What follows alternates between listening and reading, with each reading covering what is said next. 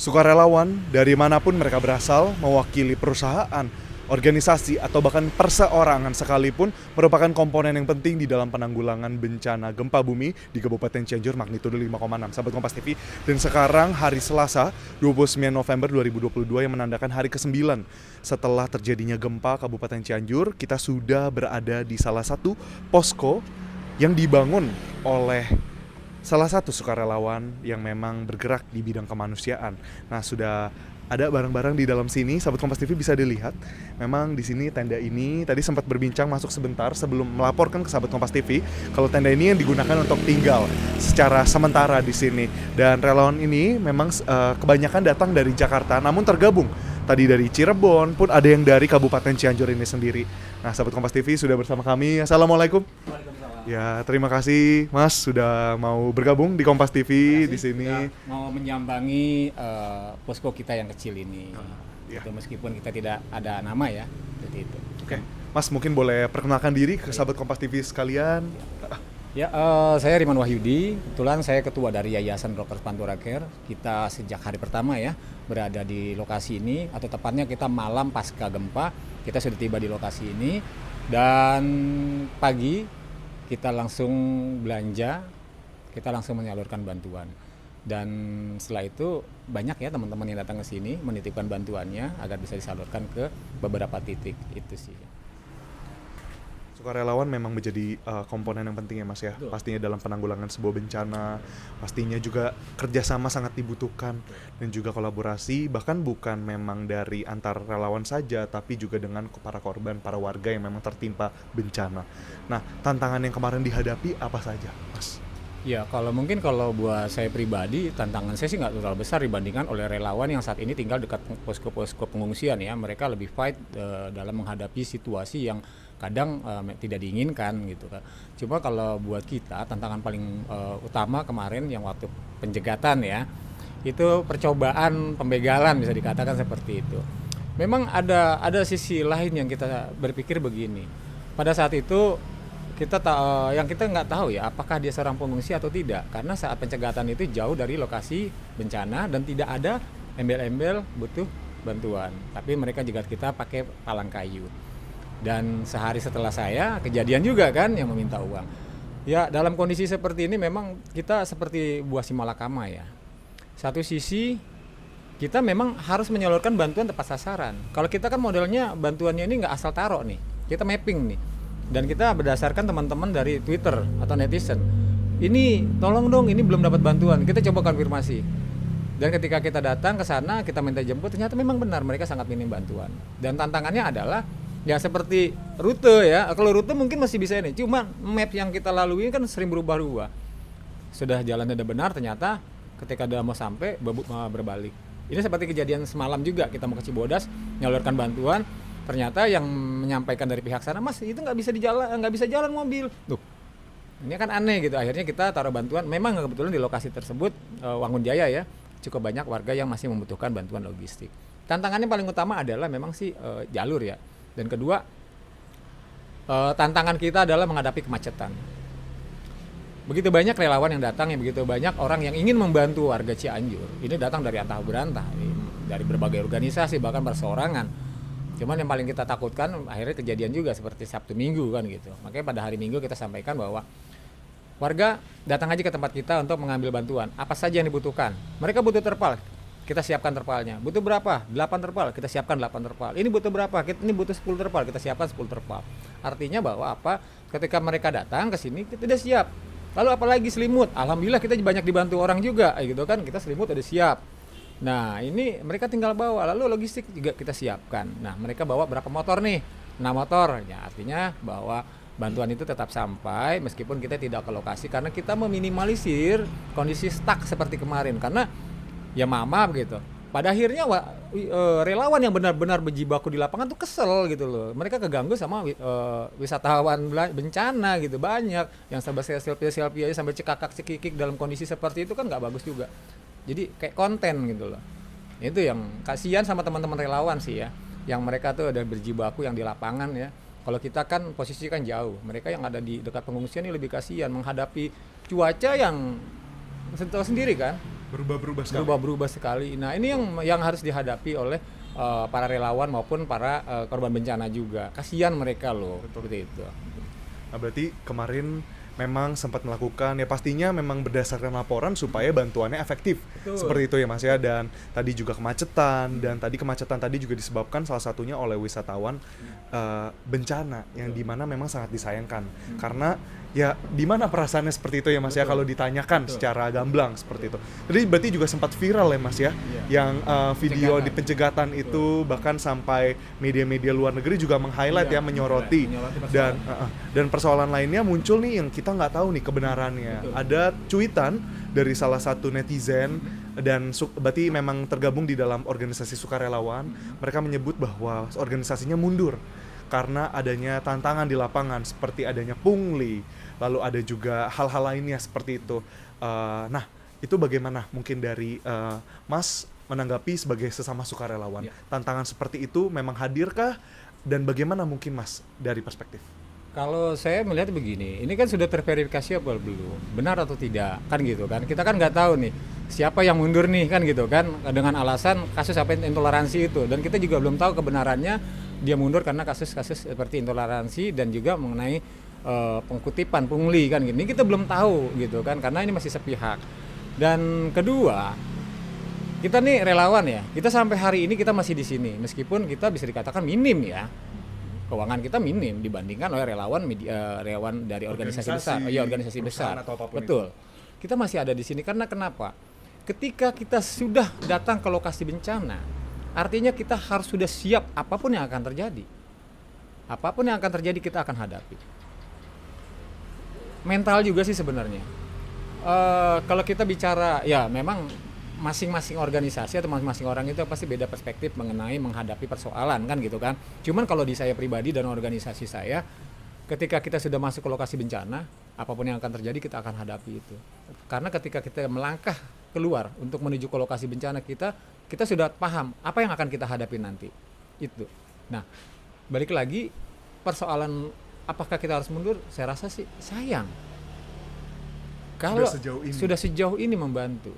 Kalau sebagai orang umat muslim misalnya ya masalah kita mendapatkan pahala atau tidak itu urusan Allah kan gitu kan.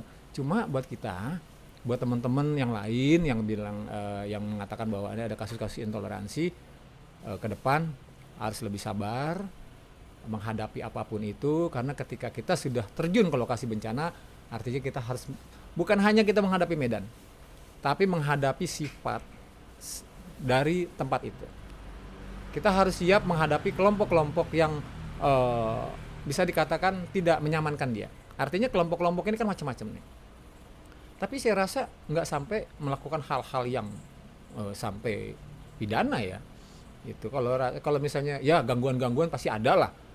Karena buat kita nggak akan semulus itu. Contoh, Lombok kan pernah terjadi kan seperti itu dulu, masuk kasus-kasus seperti itu. Cuma kalau buat kita, ya itulah harus siap luar dalam. Keyakinan kita adalah satu, memanusiakan manusia. Betul. Ya kan? Setuju. Kita sampai ke lokasi bencana, kita tidak melihat dia siapa, dari kelompok mana. Kita nggak pernah berpikir apakah kita harus bertanya dia kelompoknya siapa, agamanya siapa. Tidak.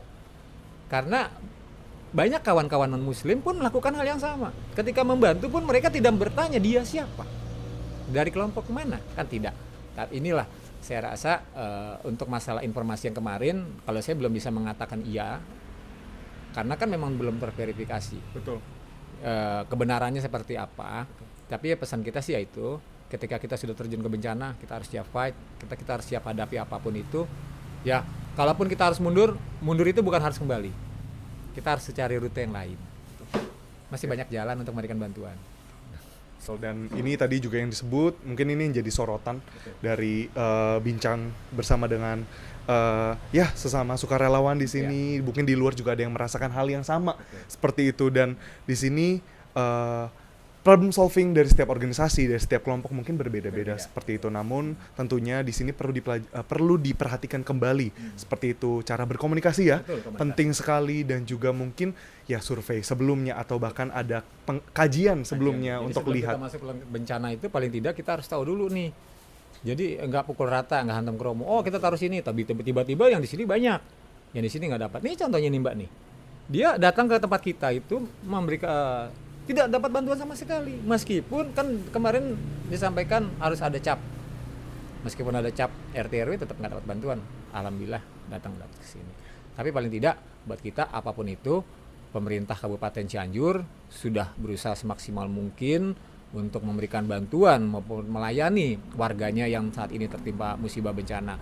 Terlebih juga kita juga makasih juga buat TNI Polri ya, yang pasca viral itu melakukan pengawalan terhadap para relawan-relawan lain, meskipun sebelumnya pun sudah melakukan penjagaan, cuma mungkin karena daerahnya kosong itu kan. Itu yang jelas semua perangkat sebenarnya bekerja, cuman yang kita inginkan adalah bukan masalah mengenai korban atau mengenai gempanya atau bencananya, tapi mitigasinya.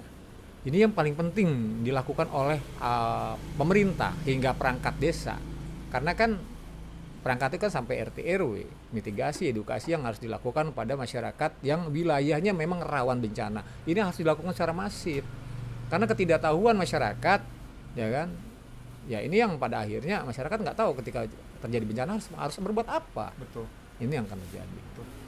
Dan hal inilah juga menjadi perhatian ya, harusnya Ya. seluruh komponen dari masyarakat, baik dari atas sampai bawah semuanya, sahabat Kompas TV. Dan Mas, terima kasih tadi bincang-bincangnya, tapi kita sekarang mau lihat-lihat nih bantuan boleh, di posko silakan. ini. Inilah. Nah, ya, Jadi Mas, boleh Mas? Boleh. Jadi kita kalau mau makan itu kita masak sendiri ya. Kita masak ya ikan asin, yang gampang-gampang aja gitu. Sederhana tapi Sederhana yang penting tapi cukup nikmat, semuanya. Iya, nikmat, betul. Betul. Nah, ini bantuan-bantuan yang datang ya. Data nih bantuan-bantuan yang datang, data teman-teman juga. Kita juga nyetok juga ya, belanja juga ya. Ini ada jaket sweater nih. Ya betul, jaket sweater. Ini ada selimut. Ini selimut baru ya. Ini selimut baru. Ini selimut baru ya. Ini bukan selimut bekas, ini selimut baru. Ini baju dewasa juga sudah kita udah minta sama teman-teman. Kalau memang bawa pakaian ini, kalau bisa yang memang sangat layak. Itu sangat layak. Yang artinya jangan juga dong jadi tempat sampah. Jadi niatnya mau ngasih bantuan, pakaian layak pakaian nih, pakaian bekas nih. Ya kita nggak bisa nyalain juga warga kadang-kadang kan. Ya habis gimana dong? Sakunya nggak ada. Saku nggak ada mah banyak. Cuma kayak ini robek, nggak ada sletingnya. Celana juga robek. Ini kan ya nggak gini juga caranya gitu. Yang pada akhirnya niatan baik orang ini yang banyak rusak oleh segelintir orang yang seperti ini gitu loh. Niatnya mau bantu apa buang sampah sih kan gitu. Akhirnya kan rame tuh. Yang dimana halnya sebenarnya bisa dipilah-pilah dulu untuk bantuannya. Betul, harus dilihat dulu. Kan kita bicara gini, pakaian yang layak pakai. Yang layak pakai itu ya memang benar-benar layak kita pakai. Jangan yang udah robek. Jangan juga ada yang pakaian sekolah. Kalau ya maksudnya kalau pakaian sekolah, embel-embelnya lepas dulu nih. Embel-embel sekolahnya nih. Ya kan, lepas dulu deh namanya, lepas dulu. Nggak apa-apa kalau misalnya SD, SMP, SMA misalnya. Ini nggak apa-apa, is problem kan bisa digunakan nanti ya untuk sekolah para pengungsi, cuma lepas dulu deh. Kadang-kadang ada orang nakal juga, tiba-tiba dipoto dipiralin lagi. Makanya kan itu berdampak kedua sisi ya. Jadi kita nggak mau anggap remeh, dan sekali lagi ini sebenarnya simple, itu remeh banget loh itu. betul. Remeh banget. Betul, dan hal ini bukan mendiskreditkan satu dan lain pihak, tapi ini ya sharing antara sukarelawan seperti itu ya. Betul. Mungkin yang terakhir Mas di sini ingin bertanya, mungkin harapan yang pastinya jadi sesuatu yang penting ya di saat bencana terjadi. Mungkin dari perspektif sukarelawan di sini, Mas mungkin tidak bisa mewakili semuanya, tapi apa yang dari yang Mas lihat di jalan, apa yang Mas lihat di saat proses untuk memberikan bantuan, kiranya harapan yang datang apa Mas?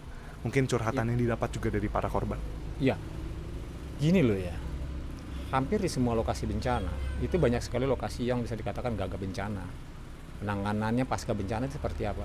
Ini ada bencana kedua loh yang harus kita perhatikan. Pasca para relawan pulang, dari mana nanti para pengungsi untuk mendapatkan makannya? Siapa yang akan Siapa akan bantu? memberikan logistiknya? Kan gitu. Kedua, lalu bagaimana mengenai tempat tinggal mereka? Kan ada yang cepat membangun huntara, ada yang tidak. Nah kan sementara kan kita belum ada gambarannya mengenai huntara. Hingga saat ini seperti gambar yang tadi kita kasih lihat. Mereka dalam satu tenda terpal itu bisa ada 5-6 kakak.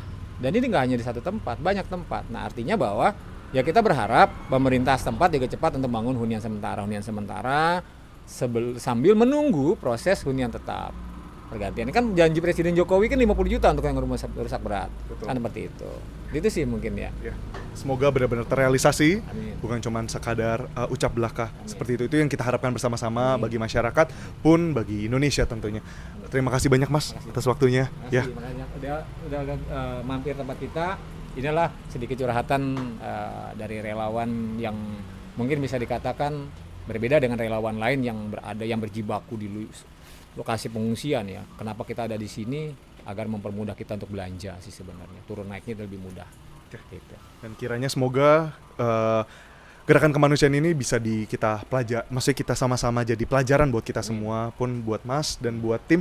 Semoga sehat selalu. Amin. Ya, Makasih banyak. terima kasih banyak. Terima kasih banyak Mari. sudah menyambangi ini. Ya. Mudah-mudahan para pengungsi ini cepat dibantu oleh pemerintah dalam hal rumah lah ya, kasihan gitu.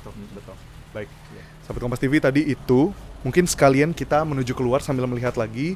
Di sini memang bantuan yang datang tadi sempat berbicara tidak hanya datang dari produk-produk yang memang kita kenal dan sudah banyak di pasaran seperti itu, tapi juga dari UMKM, pengusaha lokal yang juga memang tergerak hatinya dan juga mungkin di sini bekerja sama dengan gerakan dan juga dengan sukarelawan. Dan sahabat Kompas TV melaporkan langsung dari posko sukarelawan yang ada di Kecamatan Cianjur, Kabupaten Cianjur. Saya jurnalis digital Edwin Chan bersama dengan kameramen Barabi Mahardika.